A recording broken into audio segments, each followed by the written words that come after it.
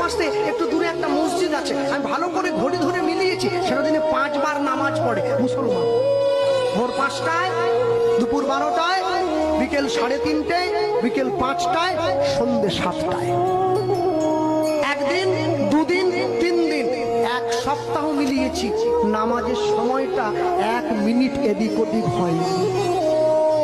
আপনাদের এই পুরো সবঙ্গে যদি বন্যা হয়ে যায়, তবু নামাজের সময়টা পরিবর্তন হবে না। ওটা ভোর 5টার নামাজটা 5টাতেই হবে। 1 মাস ওরা রোজা পালন করে, সকালবেলা সূর্য ওঠার আগে মুখটা ধুয়ে নেয়, একটুখানি খেয়ে নেয়, সারাদিন উপবাস না খেয়ে থাকে, সন্ধ্যেবেলা একটু জল আর খেজুর খেয়ে উপবাসটা ভঙ্গ করে।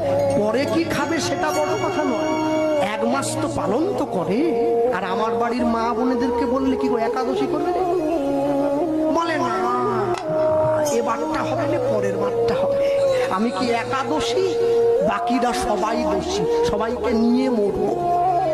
ওরা সময় করে নামাজটা পড়ে, আর আমার বাড়ির মায়েরা বোনেরা সময় করে পরনিন্দা পরচর্চা নিয়ে ব্যস্ত হয়ে থাকে।